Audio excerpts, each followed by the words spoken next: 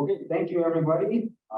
Welcome to this presentation. So visiting us all the way from France is Dr. Olga Kucherenko, who is a specialist in the socio-cultural history of the Second World War, with an interest in conflict-based propaganda, military anthropology, wartime childhood, and allied relations. She received her PhD at the University of Cambridge and was later awarded a research fellowship at St. John's College, Cambridge. Olga has published extensively on the Soviet war effort and memory of the war in modern-day Russia.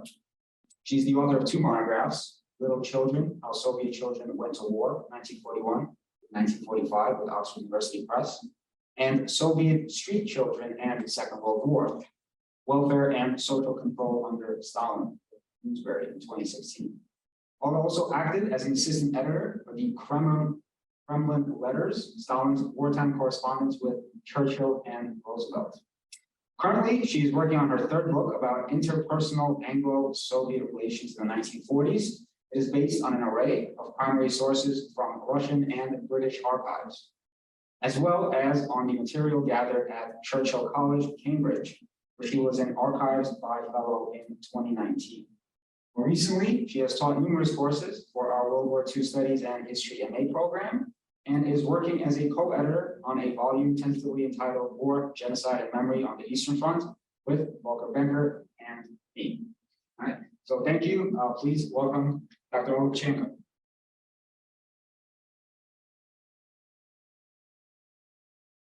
And thank you for having me here. I must apologize for my voice. I lost it a few days ago, so I'll try not to torture you for too long. All right, so let's start. It's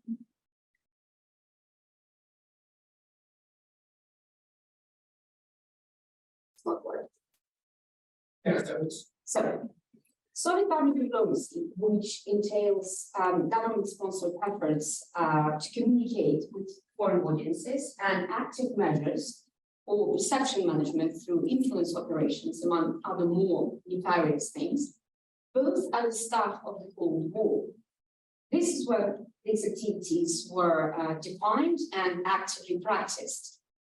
They, of course, did not originate then and go all the way back to the 1920s, when the Soviet Union tried to establish itself on the international arena and at the same time find allies inside Western societies to promote Soviet interests. Soviet isolation in the 1930s scaled down these activities considerably. But Hitler's invasion in June 1941 opened a new chapter in East-West relations. The popularity of the Soviet ally among Western publics offered the Soviet regime a long-coveted opportunity of ideological expansion to the West. So the Soviet leadership seized on this opportunity not only to obtain support for their immediate war aims, but also fulfill a long-term strategy of creating a foothold in the domestic politics of capitalist societies. There was a sense of urgency. Moscow propaganda bosses knew that Red Army victories would lose their appeal as soon as the war had been won.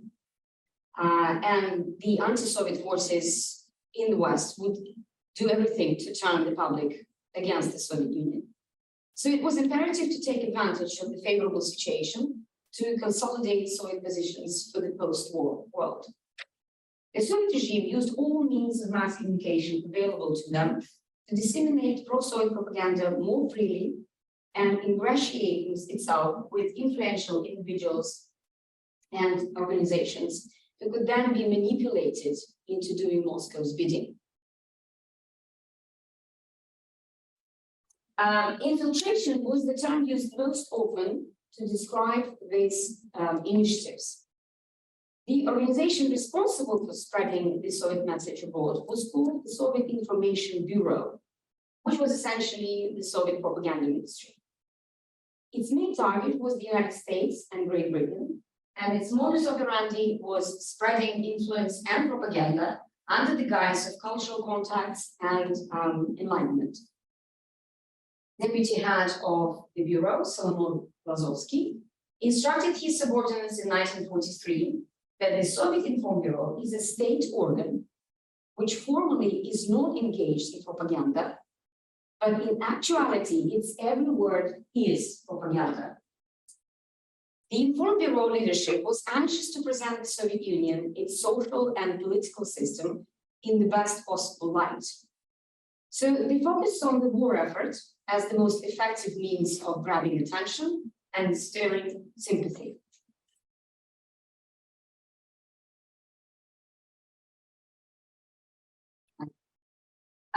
This propaganda penetration was carried out through many channels, among them foreign newspapers, magazines, radio stations, telegraph, newspaper agencies, and publishing houses.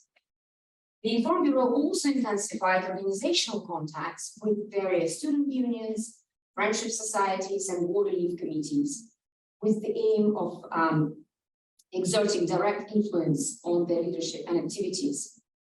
Sympathetic to the Soviet cause and sometimes headed by overt or clandestine communists, these associations used Soviet material to stimulate the collection of humanitarian aid and encourage friendly feelings towards the Soviet Union in the West. They also provided access to other organizations and media outlets, and at Soviet's request obtained detailed information on the structure, scope, and activities of these entities. As part of the information gathering campaign, Soviet propagandists compiled a list and samples of various periodicals and investigated what kind of press the general public read and who and how influenced their opinion. Establishing such contacts and communicating the Soviet message had not been easy before because of acute suspicion of the Soviet Union in the West and the attendant restrictions placed on everything coming from the Soviet Union, especially in the United States. But with pressure from the public mounting, the British and American governments made Soviet infiltration easier. To be sure, allied governments, especially the Americans, remained aware of the potential risks of letting the Soviets influence their electorate, but it was inopportune to make a public fuss while the Soviets topped popularity charts. Instead, to dampen this public excitement, the British government, via its Ministry of Information, tried to micromanage the dissemination of Soviet material, while the Americans made it more difficult for Moscow to conduct its charm offensive by severely restricting the amount of Soviet published in visual content that reached the American reader. And Soviet radio technology was just too primitive to be effective in the States. The Kremlin efforts to win friends and influence people were therefore bedeviled by a small but robust opposition within allied government circles and capitalist elites. In addition, Soviet propagandists were hopelessly inexperienced when it came to talking to foreign audiences. Prior to World War II, Soviet cultural engagement with the West was practically non-existent. Fear of foreign subversion drove Soviet leaders to isolate society from the outside world. They enforced tight control over information coming from abroad and criminalized personal contacts with foreigners, including relatives. Professional exchanges were also severely restricted. Cultural isolation ended temporarily with the partial wartime liberalization. However, the prolonged anti-Western indoctrination and isolation meant that the Western world, its cultural idiosyncrasies, were virtually unknown to those responsible for spreading the Soviet message abroad. The text produced by the Inform Bureau did not correspond to the tastes of the foreign reader. With very few exceptions, they were monotonous, simplistic, and highly politicized. This latter quality often earned the Soviet material bad reputation. Many in the West saw it as right propaganda, which it was. Moscow propagandists were repeatedly warned by Soviet ambassadors and their friends abroad. The Western media required hot news and original texts about the Soviet war effort, not the unoriginal and formulaic scripts, which were full of unverified information and boasts about the achievements of the Soviet system. Some authors working for the Inform Bureau, including a highly popular in the West, Yair Elburg, suggested learning from foreign correspondents stationed in the Soviet Union. But whenever Inform Bureau authors tried to approach foreign correspondents, they would get a slap on the wrist. You are not allowed to meet foreigners, decreed Lazovsky in February 1943. So there was this vicious cycle, which was very, very hard to break. As a result, only about 30 to 35% of Soviet material was actually used by the Western media outlets. And the Soviets never really managed to break into papers with large circulation. Besides, while making some progress with British public organizations, the Soviets had only very limited access to their American counterparts, which presented a problem in attracting potential partners.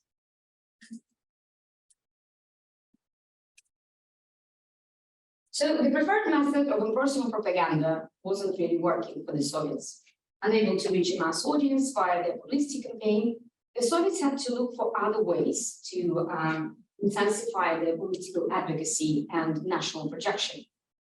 They had to accelerate the conversion of foreign audiences so that they could continue influencing Western public opinion when capitalist friends were no longer friendly.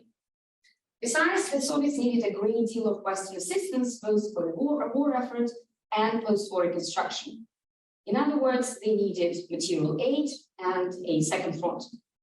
Especially on the subject of the second front, Anglo-American leaders often referred to the wishes of their electorate. So Stalin figured that it was ordinary people that should be addressed to boost electoral support for certain Allied policies. One of the few means to get the Allied public's attention and build their trust was to introduce them to flesh and blood representatives and beneficiaries of the Soviet system. So in mid-1942, a delegation of young Soviet snipers went to North America and Great Britain, closely followed by a visit of Jewish artists in mid-1943. The US was a particularly important destination since it provided the lion's share of aid, but was also the most closed off to Soviet propaganda. So Moscow really needed a breakthrough. Additionally, both visits occurred during periods of tension between the allies, provoked by a temporary cancellation of Arctic convoys and delays in the opening of the second front.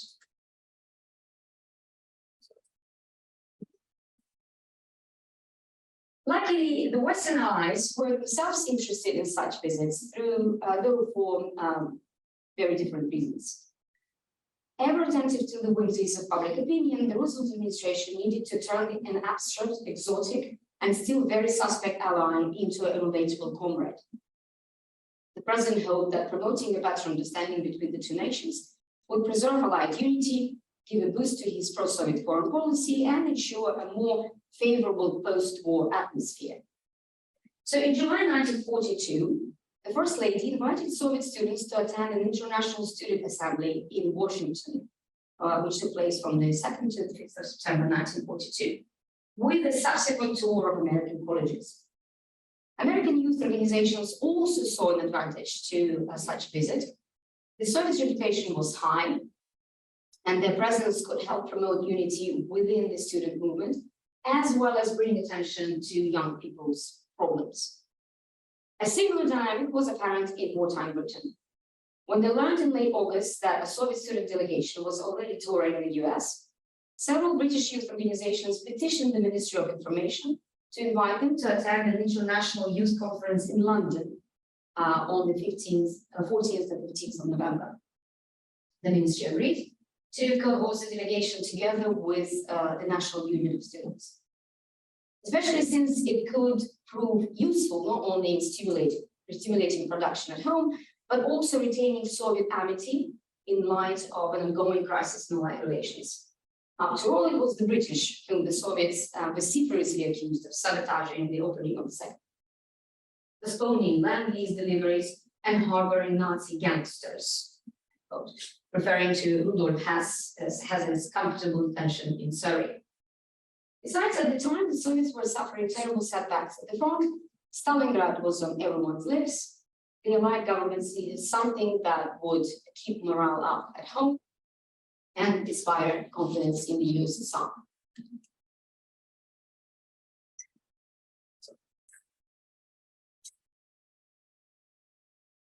Careful dragging, the Soviets scurried to find suitable candidates.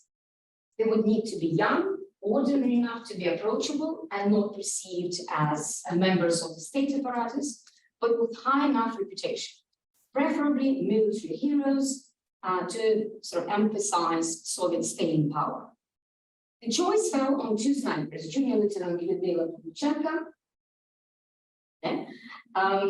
and Senior Lieutenant Vladimir Chilintsev, heroes of Sevastopol and Leningrad, respectively. Their chaperone and the third member of the delegation was Nikolai Krasavchenko. He was the head of propaganda department of the Moscow Komsomol Committee. Although introduced in the West to the Western public as a former partisan, his combat experience was negligible compared to his illustrious charges. The choice of delegates paid off.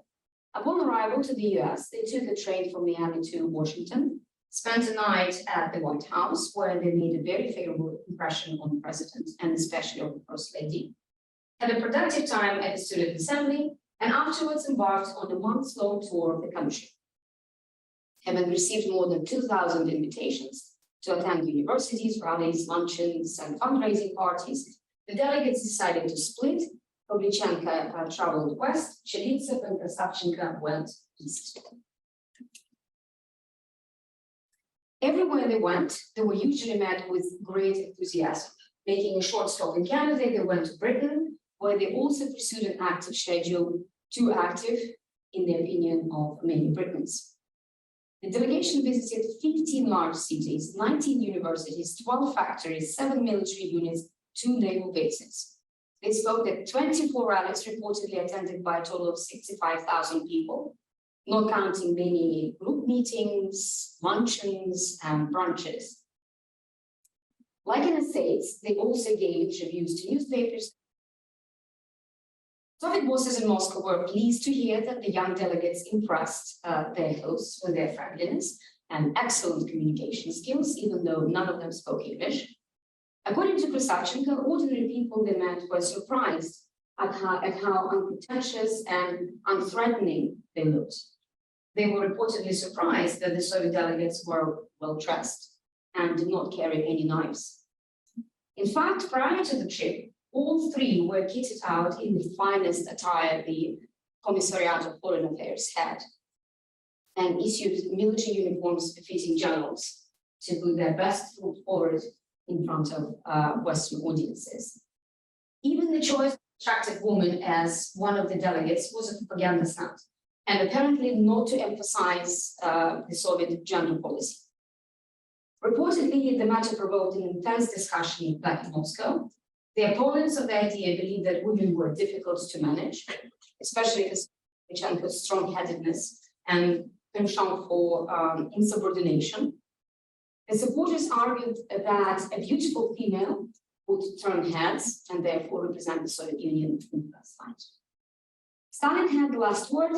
Pavlichenko went and was a resounding success. In her own words, she and her fellow delegates were kissed so many times they had to wash rouge off their faces after each meeting.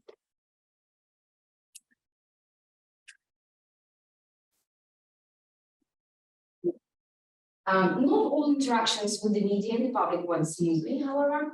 Prepared to answer questions about the war effort, Pavlichenko was taken aback when asked what kind of lingerie Soviet women wore, if she was allowed to wear lipstick on the front line, and whether she was aware that her skirt made her look large.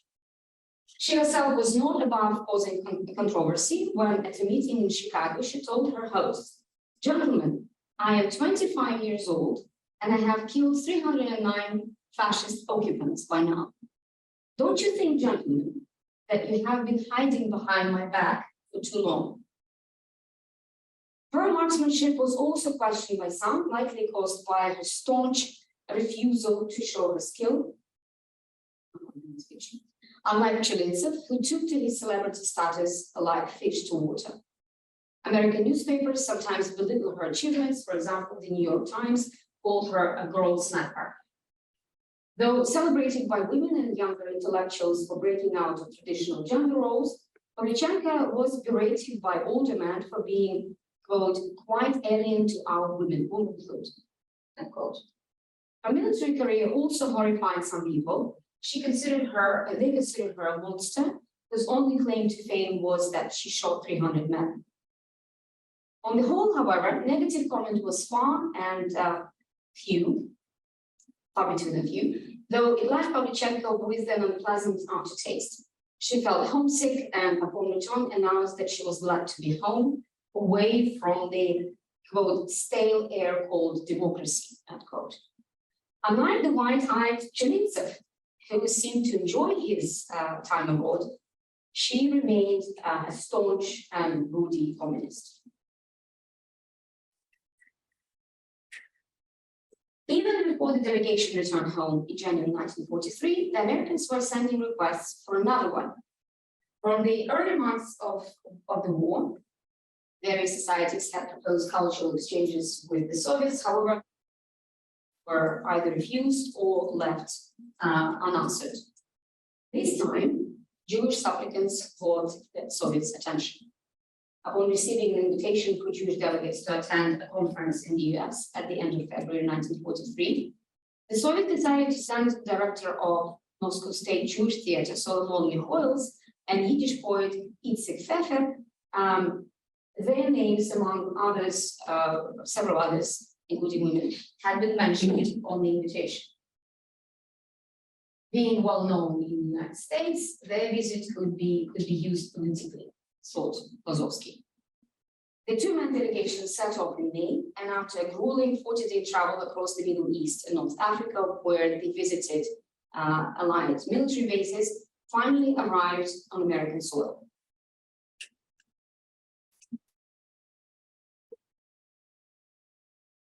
A bewildering succession of meetings followed with much attention from the print media. They visited factories, mines, farms, even a prison, having to address the audiences from 5 to 8 times a day. Like the youth delegation before them, they traveled to a number of large cities, went to Hollywood, and even discussed a possible film with movie producers.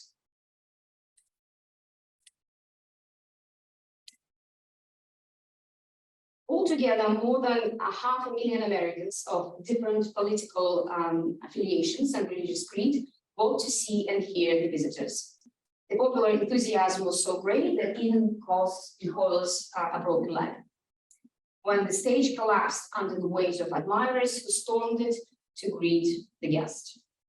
Apart from touring the US, Mikhoels and Pfeffer also made short visits to Mexico and Canada.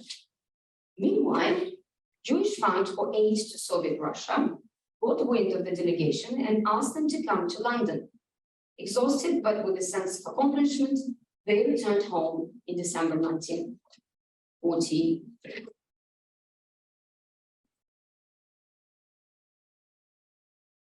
Again, the sponsors of the visit had their own reasons for inviting Mikhoels and Pfeffer. Some of the leaders of the American and British communities, for instance, were hoping to establish contact with religious groups and religious heads in Moscow. Left-leaning Jewish organizations hoped to consolidate their primacy on the eve of the American Labor Party elections, and some crafty entrepreneurs wanted to use the Soviet delegates to promote their business. Yet what is more interesting is why the Soviets agreed after refusing so many other invitations. For all the proclamations of ethnic tolerance, the Soviet leadership remained deeply suspicious of the Jews. But in actuality, it was an expedient solution to a number of short and long-term concerns. By mid-1943, relations between the allies were far from cordial, primarily due to a lack of clarity on the issue of the Second Front and another suspended Arctic convoy.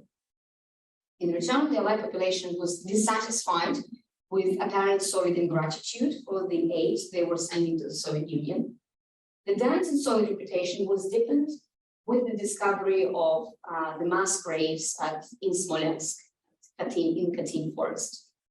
The Poles rightly declared that the officers had been killed by the Soviets 3 years prior, which led to the severance of the Soviet-Polish relations in April 1943.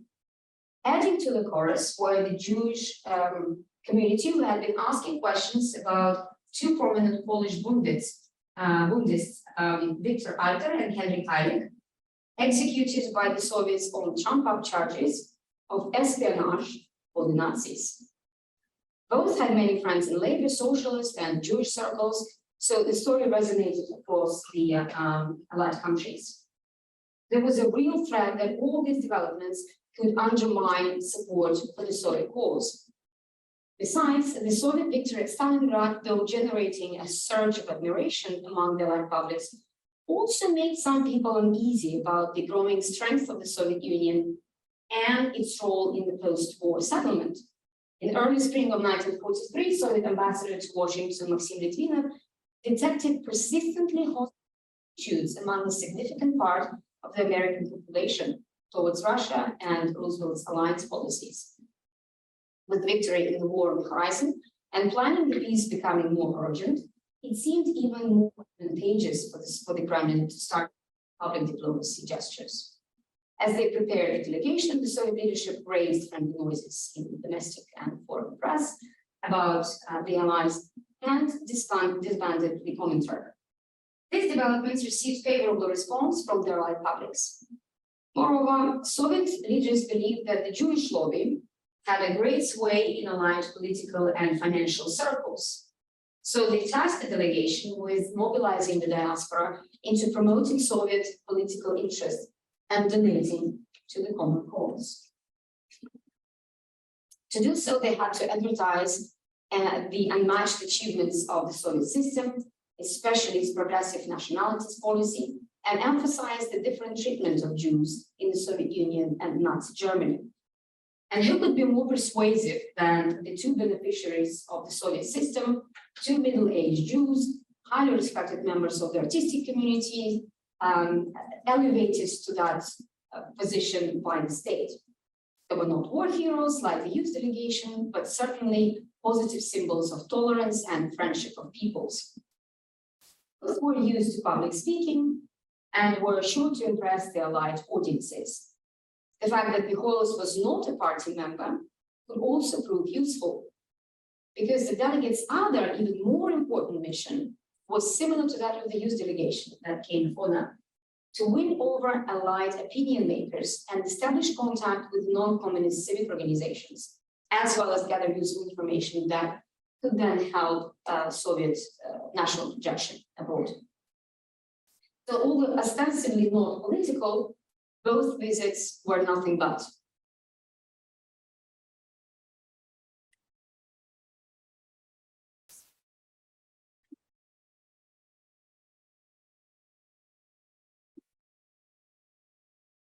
Delegation successful in their task. The Soviet bosses were satisfied with the visits and media exposure they received in the Allied press. The delegations inspired large fundraising campaigns and more vociferous calls for the Second Front. They also helped create a springboard for launching an ideological offensive in the post-war world.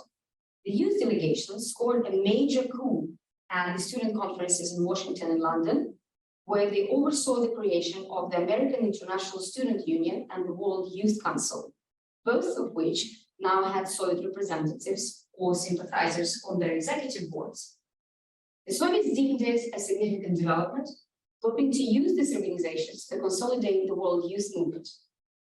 The Jewish delegation was also credited with establishing contact and winning over neutral organizations, as well as lessening the influence of anti-Soviet voices within the diaspora. Circumstantial evidence also suggests that the visits managed to impress the Western public. The Soviets began receiving more invitations. Overall, Ally improved, having been influenced, among other things, by the presence of the delegations. The real success or real effect and impact of these public diplomacy measures are, of course, very difficult to gauge. The delegates and their supervisors were perhaps a little too optimistic about the trips. Significant challenges still remained, such as time constraints, congested schedules, and the resulting inability to reach an even wider audience. Hostile voices were also not very easy to discount. The Mikhailos Fevra trip received mixed reactions, from enthusiastic expressions of admiration of the Soviet regime's nationality policy and support of Jewish culture, to highly critical remarks. Therefore, from the standpoint of influencing public opinion and making inroads into Allied public life, the tours may be termed a limited success.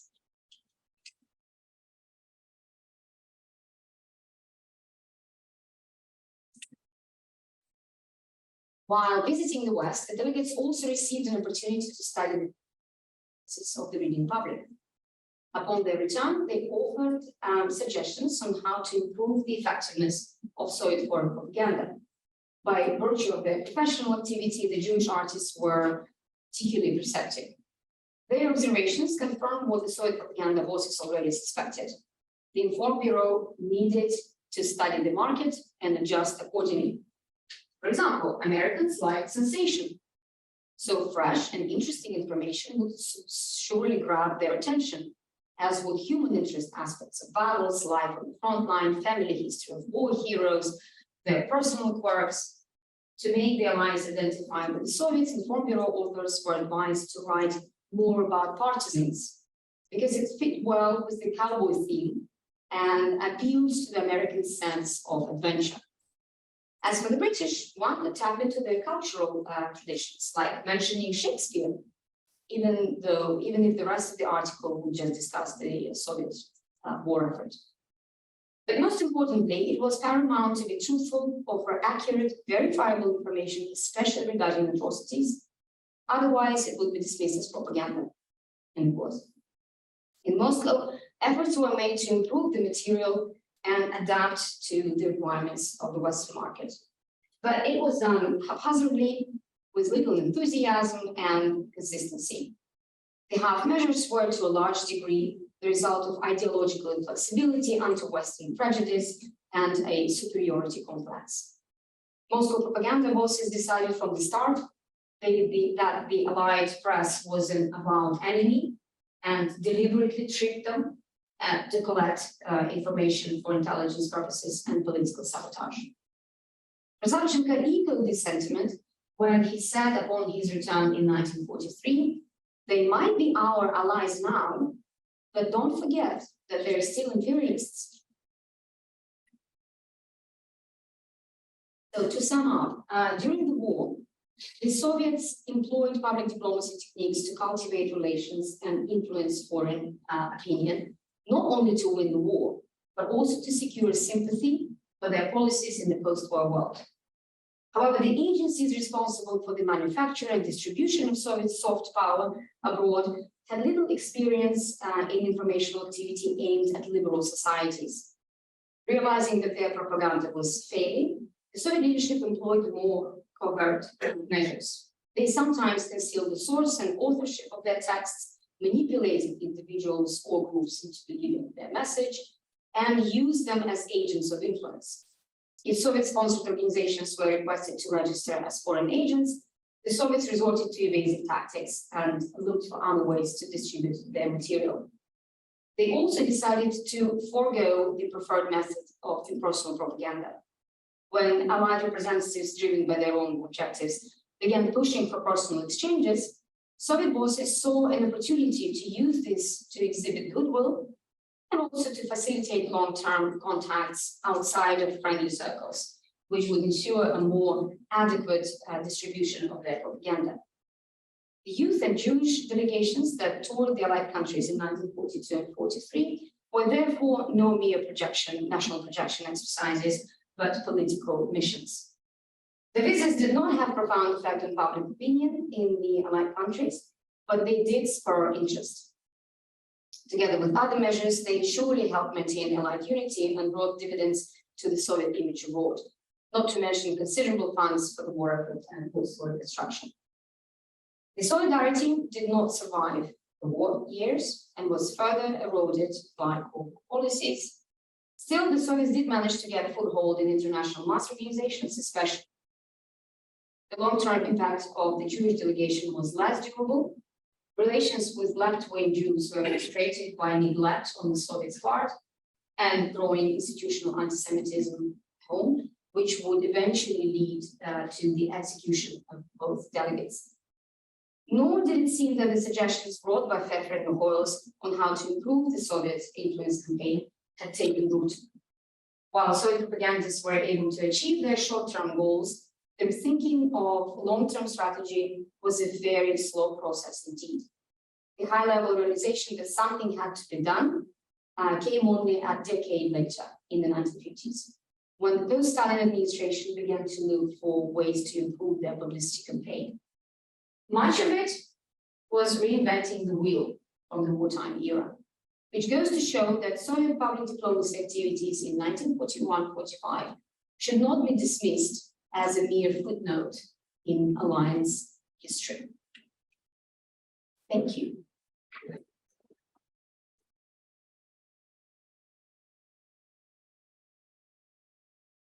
Questions?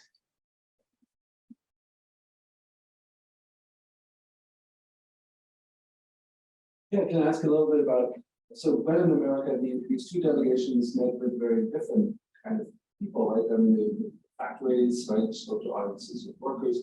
There was one image of meeting of the two Jewish intellectuals with a African-American, See that? Yeah. Okay. Awesome. Okay, so can you talk a little bit about different responses from different groups in America, like workers, African Americans? You mentioned that women responded, particularly to Havlicek. So just if you could give us a broader image of how different groups in America responded. Yes, the reception.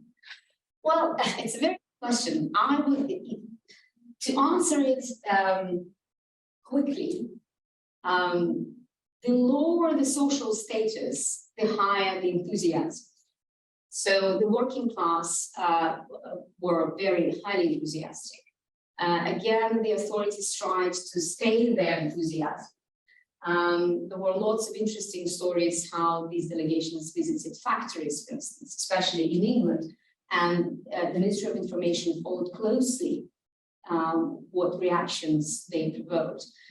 They were, and actually in one factory, the factory manager said that they provoked more enthusiasm rather than the king who had visited before. Yes, the students were very enthusiastic. Again, if we talk about the Jewish delegation, there was a bit of a mixed reaction, as I mentioned.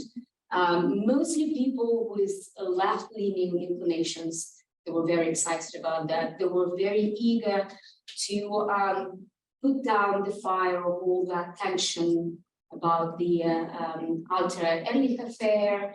I mean, the Polish question had been sort of diffused by both administrations already, but it was still coming up from time to time. People from sort of from the government and again from capitalist elites were not as enthusiastic. On the other hand, Hollywood were very much into the whole idea of cooperation. But the funny thing is that at the same time, there were several Soviet representatives in Hollywood who were trying to control the production of films about the Soviet Union. And Hollywood producers were just basically telling them to step aside and just learn the techniques, but not to get involved into what was going on.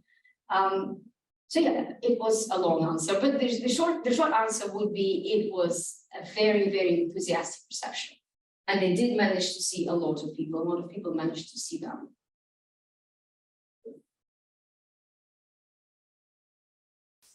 I was wondering if you could put the Soviet kind of propaganda effort in the context of the kind of broader Allied propaganda efforts going on at the same time. So, I mean, when I think about like the United States, I think primarily about the War Information Office as an entity aimed at the domestic public.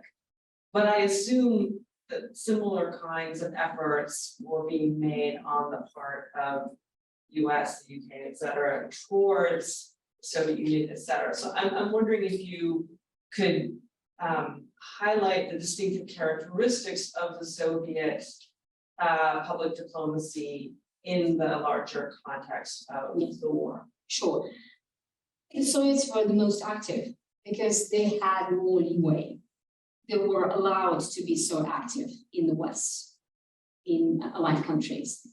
When it came to the British and Americans trying to penetrate the Soviet media sphere, they were not as successful, especially the Americans, because they were late starters. They started their efforts in the Soviet Union around 1943, and that was the time when the Soviet Union the Kremlin was basically thinking, well, we're winning the war. What is the point to keep friendly with these guys? And actually, all those sort of cracks in the alliance, they began to appear in 1943, and then, of course, everything blew up in 1946 and 47. The British and the Americans had their own media outlets, or newspapers and magazines in the Soviet Union, which were exceptionally popular among the Soviet reading public, but were exceptionally difficult to get. And apparently, they fetched prices higher than food on the black market. There was this newspaper called Britansky, or British Ally, Britansky Союзник, and there was a journal, a nice journal called America, but that came in 1944 already, when things were slightly different. And the Soviets constantly made it very difficult for the Allies to show off their war efforts in the Soviet Union. Like, for instance, Soviet exhibitions would tour the West constantly. And I think even before the war, they managed to ship, I think, about 5 exhibitions to the United States and Great Britain. And during the war, that number rose to 100 something, I don't remember now. And that was something that did not happen in the Soviet Union. Even if they tried to send exhibitions to the Soviet Union, the days of exhibitions would be reduced, like they would show them like 2 or 3 days on work days during, I don't know, in a very sort of inconvenient time slot when people were at work, so they couldn't visit. And still people managed to visit, and still soldiers at the front saw some of these exhibitions because they were brought to the front lines as well. And they did ask for these exhibitions to be more widely provided to the general Soviet public. So they did try, but they were not as successful as the Soviets.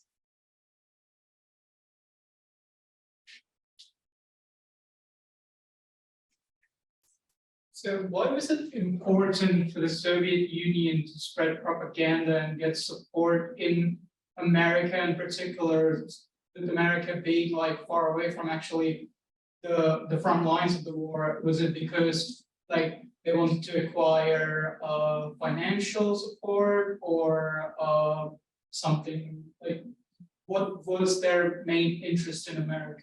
Short-term interest, financial support, Lend-Lease, and the Second Front. That was very important to them. Long-term, they wanted to establish a foothold in Western societies so that they could then influence public opinion.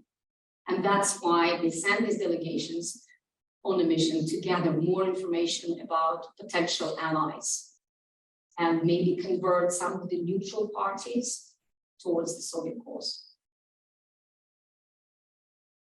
But generally, when we think about public diplomacy in the West, it's a Western concept. And within the Western concept, it's sort of a development of goodwill, and it has no place for covert actions. In the Soviet Union, they were happy to combine the so-called soft power and so-called hard power to become a smart power. They didn't make that distinction. They were happy to use cultural exchanges and write about the achievements of the socialist system, but at the same time, they also worked sort of behind the scene, trying to convert people or influencers, who we call them now, like public opinion makers, so that they could then later influence public opinion when the war ended.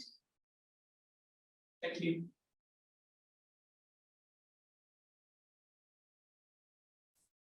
Sorry, I'm going again, that's but a wonderful talk, by the way, thank you so much. But may I also ask you a little bit about your sources? You have this beautiful quote by deputy minister about it has to it shouldn't look like propaganda, but every word has to be propaganda. Yeah. And so where did you find that? What's your access to different archives?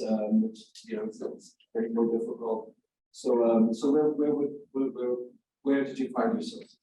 In Moscow, in the State Archive. I was very, very lucky to gather all that information before the war started, before the war with Ukraine started. So I have tons and tons of material from then, and I'm sort of slowly working through that material. So I found a lot of stuff in the British archives, but from the Soviet side, of course, I would say Ukraine and mostly Moscow archives. All of these nice quotes come from there. Okay. Thank you. Any other questions? All right, thank you very much.